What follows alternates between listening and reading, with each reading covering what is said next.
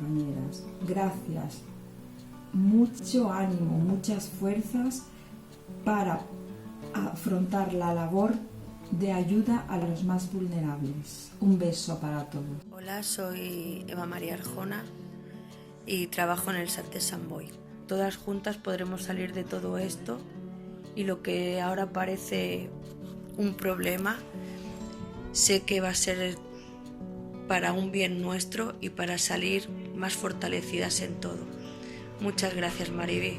Muchas gracias por contar conmigo y de verdad que vuelvo a decir que es un privilegio que yo pueda estar con vosotras.